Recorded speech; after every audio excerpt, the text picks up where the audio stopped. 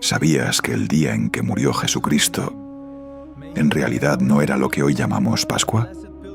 De hecho, en ese momento, nadie hablaba de resurrección.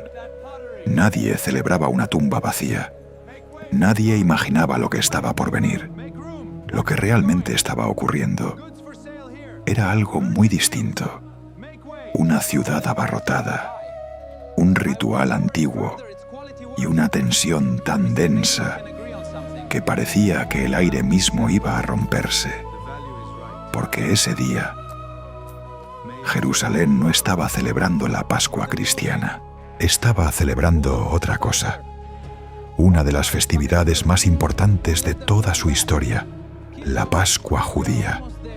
Y justo en medio de ese caos, comenzó una historia que cambiaría el mundo para siempre. Imagina por un momento que estás entrando a Jerusalén hace más de 2000 años. No es una ciudad tranquila, no es un lugar silencioso, es un hervidero. Cientos de miles de personas han viajado desde todas partes: Galilea, Judea, regiones lejanas, incluso desde fuera del Imperio Romano. Todos llegan con un mismo propósito: celebrar la liberación de su pueblo. Las calles están llenas, los mercados no dan abasto, los animales para el sacrificio se acumulan, el sonido es constante, voces, pasos, oraciones, discusiones y sobre todo hay algo más, una sensación, una mezcla de esperanza y miedo, porque no solo hay peregrinos, también hay soldados romanos vigilando cada movimiento, observando cada grupo, preparados para intervenir ante cualquier señal de rebelión. Para Roma, esta festividad no es solo religiosa, es peligrosa, porque celebra algo muy específico, la liberación de un pueblo oprimido. Y eso, en una ciudad ocupada por un imperio, es dinamita pura. En medio de ese escenario aparece una figura que muchos ya conocen: Jesús de Nazaret, un maestro, un predicador, un hombre que ha comenzado a incomodar tanto a líderes religiosos como a autoridades políticas. Pero él no llega como un rebelde armado, llega como alguien que habla de reino, de justicia, de algo que no pertenece del todo a este mundo, y aún así, cada paso que da dentro de Jerusalén aumenta la tensión, porque ahora no es solo un predicador en los caminos, ahora está en el corazón mismo del sistema. Y entonces llega la noche, una noche que a simple vista parece una más dentro de la celebración. Pero no lo es, porque en una casa, lejos del ruido de la multitud, se está preparando una cena. Lo que hoy conocemos como la Última Cena no era una cena cualquiera, era una cena de Pascua, una comida profundamente simbólica que cada familia judía celebraba recordando su historia. Sobre la mesa hay elementos muy específicos: pan sin levadura, vino, hierbas amargas, cordero, cada uno con un significado. El pan sin levadura recuerda la prisa con la que salieron de Egipto. Las hierbas amargas evocan el sufrimiento de la esclavitud.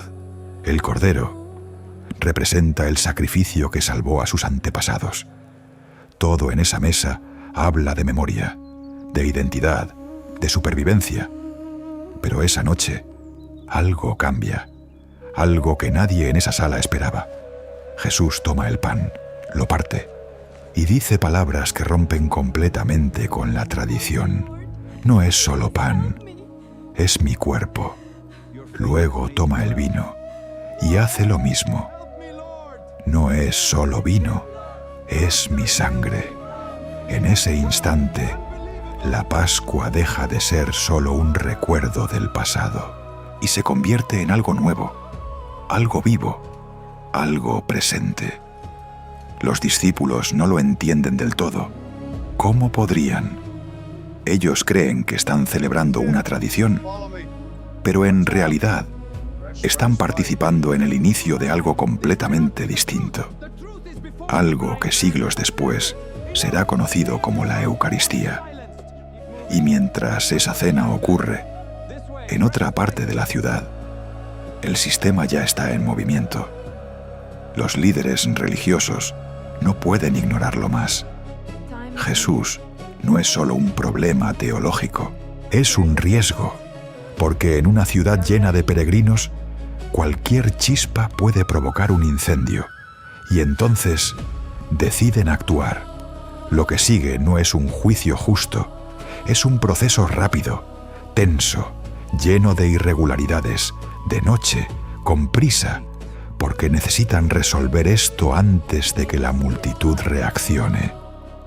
Jesús es arrestado, interrogado y finalmente llevado ante el poder romano, porque solo Roma puede autorizar una ejecución.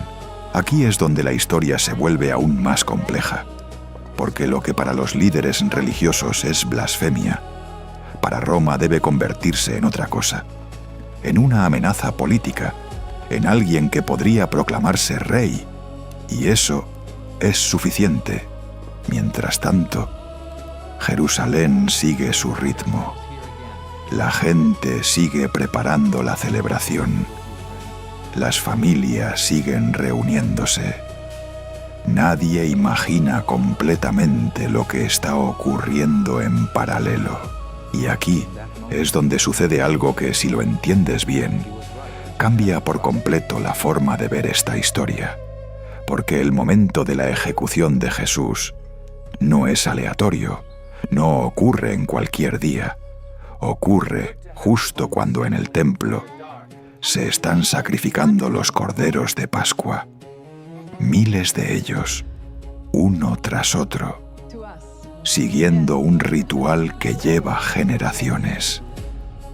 Cada cordero representa salvación, protección, vida, y al mismo tiempo, fuera de la ciudad, en una colina llamada Gólgota, otro cordero está siendo ofrecido, pero esta vez no es un animal, es un hombre que, según la narrativa que se formará después, no solo representa a un pueblo, sino a toda la humanidad. Este paralelismo no es casual, es una de las claves más profundas de toda la historia. El Cordero que salva a Israel y el Cordero de Dios que, según la fe cristiana, salva al mundo. Dos historias, un mismo símbolo, un mismo momento. Pero aquí viene lo más interesante. En ese instante, nadie está pensando en resurrección. Los discípulos no están celebrando, no están llenos de esperanza. Están escondidos, confundidos, asustados, porque desde su perspectiva, todo ha terminado. El Maestro ha muerto, el movimiento ha sido aplastado, el sueño se ha roto. Y aquí es donde vamos a detenernos un momento, porque lo que viene después no es inmediato, no es evidente, y definitivamente no es lo que nadie esperaba. En la siguiente parte vamos a entrar en uno de los momentos más desconcertantes de toda la historia: el silencio, la tumba y el inicio de una idea que nadie vio venir: la resurrección. El silencio, eso es lo primero que queda después de la muerte. No hay discursos, no hay explicaciones, no hay claridad. Solo silencio, un silencio pesado, incómodo, casi insoportable, porque todo lo que los discípulos creían que iba a suceder simplemente no ocurrió. El reino no llegó como esperaban. La liberación no se manifestó. Roma sigue en control, y el hombre en quien habían puesto toda su esperanza ha muerto. Imagina ese momento. La ciudad de Jerusalén continúa con la celebración de la Pascua judía. Las familias están reunidas, las mesas están llenas, las oraciones continúan, pero en algún lugar, en una casa cerrada, hay un grupo de hombres que no celebra nada. Se esconden, hablan en voz baja. Cada sonido en la calle los pone en alerta. Porque si arrestaron a su maestro, ¿qué les impide arrestarlos a ellos? Aquí es donde la historia se vuelve profundamente humana, porque más allá de la teología, lo que vemos es miedo, desorientación, duelo. No hay heroísmo en este momento, no hay fe triunfante, solo personas intentando entender qué acaba de pasar. El cuerpo de Jesucristo ha sido colocado en una tumba prestada, sellada con una piedra, custodiada. El final parece definitivo, y en el contexto del siglo I, eso significa algo muy claro. La historia ha terminado. Para nosotros que conocemos el final, es fácil olvidar esto. Pero en ese momento, nadie esperaba una resurrección. Nadie. Ni siquiera sus seguidores más cercanos. Pasa el tiempo. No mucho, solo lo suficiente para que la esperanza empiece a desvanecerse por completo. Y entonces, algo sucede, muy temprano, antes de que la ciudad despierte por completo, antes de que el ruido vuelva a llenar las calles. Algunas mujeres se dirigen a la tumba. No van con expectativas milagrosas. No van esperando un evento sobrenatural. Van a hacer lo que cualquier persona haría: cuidar el cuerpo, honrar al muerto, cerrar el duelo. Pero cuando llegan, algo no encaja. La piedra está movida, la tumba está abierta y el cuerpo no está. Este es el punto exacto donde la historia cambia, pero no de forma inmediata, no con claridad, no con certeza, porque la primera reacción no es fe, es confusión, es miedo, es incredulidad. ¿Qué pasó? ¿Quién se llevó el cuerpo? ¿Fue un robo? ¿Una intervención? ¿Un error? Las mujeres corren, avisan a los demás, y poco a poco, la noticia comienza a expandirse, pero no como una proclamación triunfante, sino como un rumor extraño, difícil de creer. Los discípulos no reaccionan como héroes de fe, reaccionan como personas reales, dudan, cuestionan, se resisten a aceptar algo que no encaja con su comprensión del mundo. Y es aquí donde comienzan los relatos más desconcertantes. Apariciones, encuentros, momentos breves, intensos, difíciles de explicar. Personas que dicen haber visto a Jesús, hablado con Él, compartido comida con Él. Pero incluso eso no genera una fe inmediata. Genera preguntas, genera debate, genera conflicto interno. Porque aceptar esto implica rehacer completamente la forma en que entienden la realidad. La muerte ya no es el final.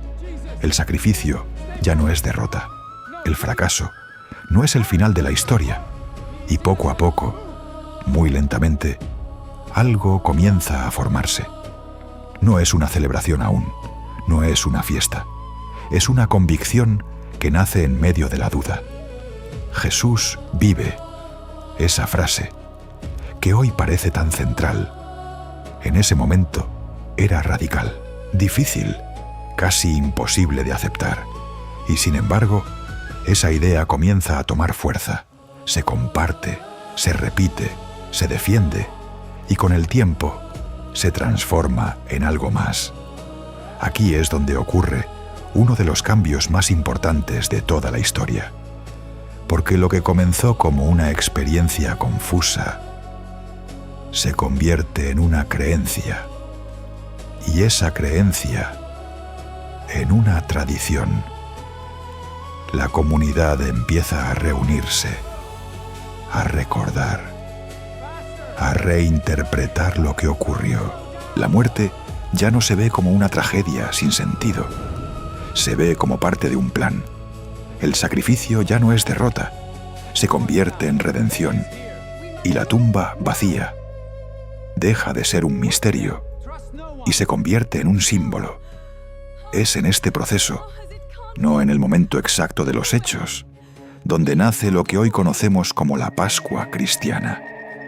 La Pascua cristiana no aparece el día de la muerte, no aparece el día siguiente, aparece después, cuando la comunidad empieza a entender, a interpretar, a creer. Y esto es clave, porque significa que la Pascua no es solo un evento, es una construcción de significado, una forma de darle sentido a algo que, en su momento, parecía incomprensible. Y aquí es donde la historia vuelve a conectarse con su origen, con la Pascua judía. Porque si la Pascua judía celebra la liberación de un pueblo de la esclavitud, la Pascua cristiana comienza a interpretarse como la liberación de algo más profundo, no de un imperio, sino del pecado, de la muerte, del miedo. Dos historias, dos contextos, un mismo lenguaje simbólico. Y así, lo que comenzó como una ejecución en medio de una festividad, termina convirtiéndose en uno de los pilares más grandes de la fe cristiana. Pero hay algo más, algo que muchas veces se pierde cuando contamos esta historia desde el final. Y es esto: nada de esto fue obvio en su momento. Nada. No hubo claridad inmediata. No hubo certezas instantáneas. No hubo una multitud celebrando desde el primer día. Hubo duda, hubo miedo, hubo silencio. Y precisamente por eso, lo que vino después tuvo tanto impacto, porque no nació de la evidencia perfecta, nació en medio de la incertidumbre. Y tal vez ahí está una de las claves más humanas de toda esta historia. No es una historia de personas que siempre entendieron todo. Es una historia de personas que, poco a poco, fueron aprendiendo a ver de otra manera. Y en ese proceso, cambiaron el mundo. Así que la próxima vez que escuches la palabra Pascua, recuerda esto. No comenzó como una celebración. Comenzó como una pregunta, una tumba vacía, un grupo de personas confundidas y una idea que nadie estaba preparado para aceptar. Pero que, una vez que comenzó, ya no pudo detenerse. Y ahora, detente un momento. Respira. Porque lo que acabamos de recorrer no es solo una historia antigua. Es una reconstrucción, una mirada más honesta, más humana, más incómoda, de algo que durante siglos se ha contado como si todo hubiera sido claro desde el principio. Pero no lo fue. Si volvemos al inicio, a esa ciudad llena de gente, a esa Jerusalén desbordada durante la Pascua judía, todo parece encajar en una lógica distinta. Una lógica donde la historia no es limpia, no es perfecta, no es inmediata, porque en medio de esa multitud, nadie estaba esperando una nueva religión, nadie estaba esperando una Pascua cristiana, nadie estaba pensando en una tumba vacía como símbolo universal. Todo eso vino después, y aquí es donde esta historia se vuelve realmente poderosa. No por lo que dice, sino por cómo se construyó. Porque si lo analizas desde una perspectiva histórica, lo que ocurrió no fue solo un evento, fue un proceso donde un grupo pequeño, confundido, asustado, terminó reinterpretando una tragedia, hasta convertirla en esperanza. Y eso no es algo menor, porque cambiar el significado de la muerte es probablemente uno de los actos más radicales que existen. En la Pascua judía, la liberación es física, es concreta, un pueblo que sale de la esclavitud, un enemigo visible, una victoria tangible. Pero en lo que más tarde se convertirá en la Pascua cristiana, la liberación es distinta. No hay un ejército derrotado, no hay un imperio que cae. Hay algo más abstracto, más profundo, más difícil de definir. Una liberación interior, una transformación del significado del sufrimiento. Y eso cambia todo. Porque entonces, la cruz ya no es solo un instrumento de ejecución, se convierte en símbolo. El dolor ya no es solo pérdida, se convierte en parte de una narrativa.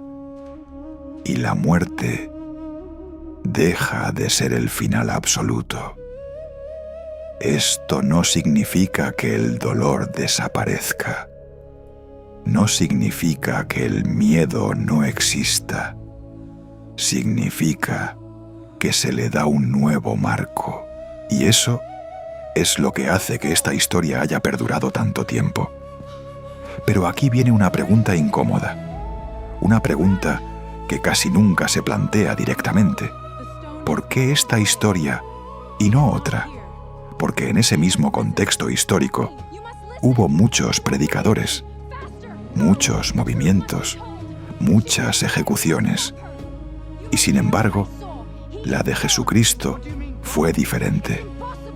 No necesariamente por lo que ocurrió en el momento, sino por lo que ocurrió después, por la interpretación, por la narrativa, por la forma en que sus seguidores decidieron contar lo que vivieron. Y aquí es donde tú, como espectador, entras en la historia. Porque al final, esto no es solo un relato del pasado, es una invitación a mirar las cosas desde otra perspectiva, a entender que muchas de las creencias que hoy parecen obvias nacieron en medio de la duda, que muchas de las verdades que hoy se sienten firmes fueron en algún momento preguntas abiertas, y que incluso las historias más grandes comienzan de forma frágil, con miedo, con confusión, con silencio. Si lo piensas bien, la Pascua no empieza con una celebración, empieza con una pérdida, empieza con un grupo de personas escondidas, sin saber qué hacer. Y tal vez eso es lo que la hace tan cercana, porque todos, en algún momento, hemos estado ahí, en ese lugar donde nada tiene sentido, donde lo que esperábamos no ocurrió, donde todo parece haberse roto, porque hay muchas más historias como esta, historias que no solo se cuentan, sino que se sienten y que, tal vez, también puedan cambiar la forma en que ves tu propia vida. Y ahora déjame hacerte una pregunta, pero no la ignores después de todo lo que acabas de escuchar. ¿Tú en qué momento estás? ¿En la multitud que solo observa? ¿En los discípulos que dudan? ¿O en ese punto silencioso donde algo dentro de ti está empezando a cambiar?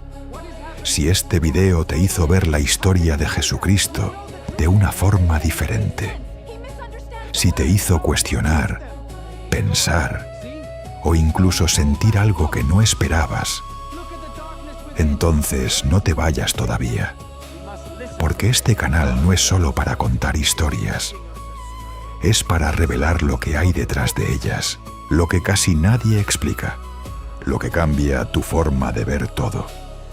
Aquí vas a encontrar historias bíblicas contadas como nunca antes, contexto histórico real y, sobre todo, significado.